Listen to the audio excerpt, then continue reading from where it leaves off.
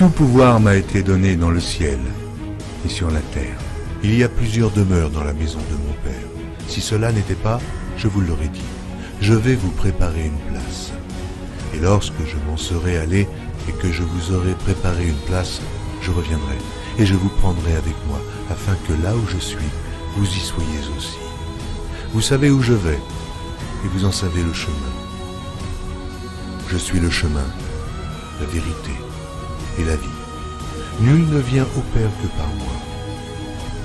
Abraham, votre père, a tressailli de joie de ce qu'il verrait mon jour. Il l'a vu et il s'est réjoui. Si vous me connaissiez, vous connaîtriez aussi mon Père. Et dès maintenant vous le connaissez et vous l'avez vu. Et je vous le dis, avant qu'Abraham fût, je suis. Il y a si longtemps que je suis avec vous. Celui qui m'a vu a vu le Père. Les paroles que je vous dis, je ne les dis pas de moi-même. Et le Père qui demeure en moi, c'est lui qui fait les œuvres. Croyez-moi, je suis dans le Père, et le Père est en moi. Cette bonne nouvelle du royaume sera prêchée dans le monde entier pour servir de témoignage à toutes les nations.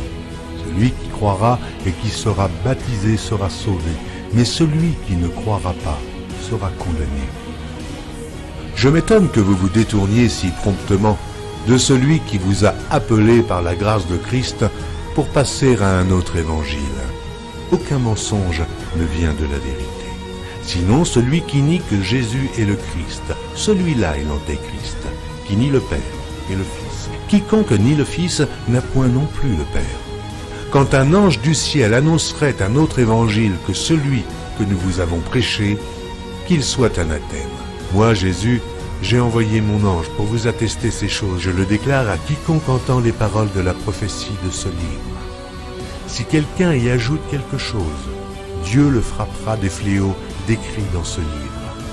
Et si quelqu'un retranche quelque chose des paroles du livre de cette prophétie, Dieu retranchera sa part de l'arbre de la vie et de la ville sainte décrits dans ce livre. Ces paroles sont certaines et véritables. Et le Seigneur, le Dieu des esprits des prophètes, a envoyé son ange pour montrer à ses serviteurs les choses qui doivent arriver bientôt. Et voici, je viens bientôt. Heureux celui qui garde les paroles de la prophétie de ce livre.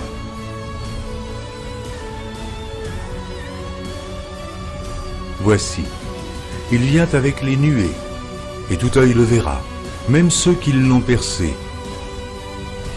Et toutes les tribus de la terre se lamenteront à cause de lui. Oui. Amen. Je suis le rejeton et la postérité de David, l'étoile brillante du matin. Je suis l'alpha et l'oméga, dit le Seigneur Dieu, celui qui est, qui était et qui vient, le Tout-Puissant, le premier et le dernier, le commencement et la fin. Que la grâce du Seigneur Jésus soit avec tous.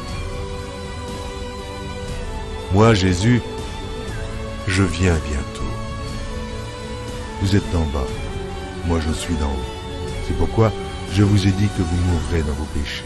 Car si vous ne croyez pas ce que je suis, vous mourrez dans vos péchés.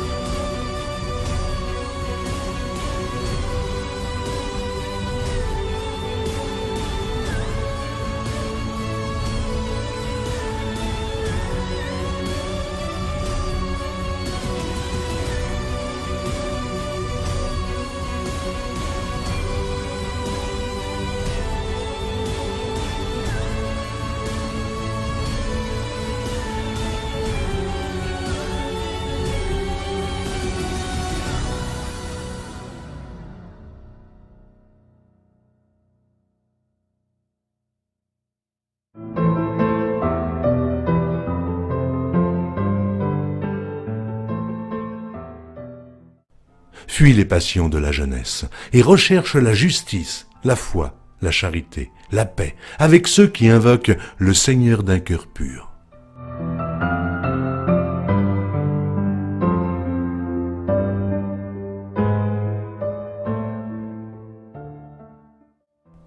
C'est en effet une grande source de gain que la piété, avec le contentement.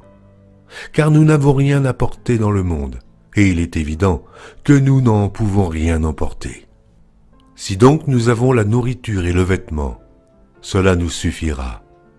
Mais ceux qui veulent s'enrichir tombent dans la tentation, dans le piège et dans beaucoup de désirs insensés et pernicieux qui plongent les hommes dans la ruine et la perdition. Car l'amour de l'argent est une racine de tous les maux. Et quelques-uns, en étant possédés, se sont égarés loin de la foi et se sont jetés eux-mêmes dans bien des tourments.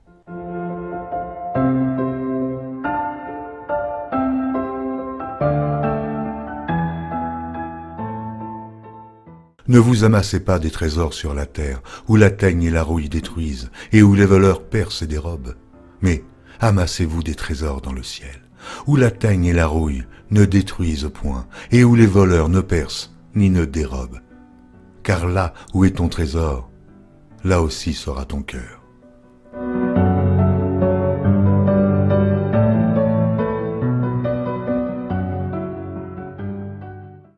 Si quelqu'un veut venir après moi, qu'il renonce à lui-même, qu'il se charge de sa croix et qu'il me suive.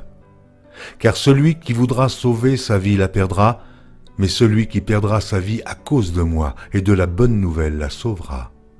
Et que sert-il à un homme de gagner tout le monde s'il perd son âme? Que donnerait un homme en échange de son âme? Car quiconque aura honte de moi et de mes paroles, au milieu de cette génération adultère et pécheresse, le Fils de l'homme aussi aura honte de lui quand il viendra dans la gloire de son Père avec les saints anges.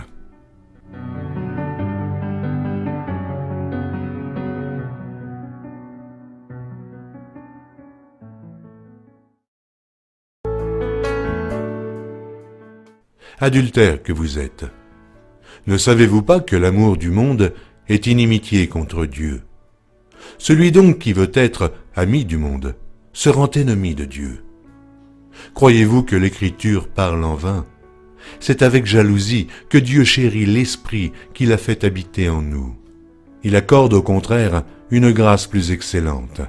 C'est pourquoi l'Écriture dit « Dieu résiste aux orgueilleux, mais il fait grâce aux humbles. »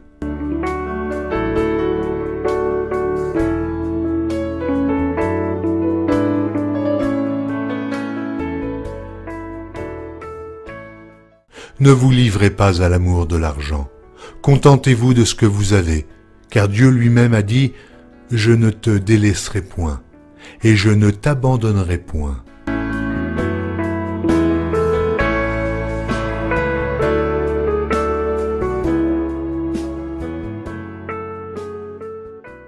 Recommande aux riches du présent siècle de ne pas être orgueilleux, et de ne pas mettre leur espérance dans des richesses incertaines, mais de la mettre en Dieu, qui nous donne avec abondance toutes choses pour que nous en jouissions.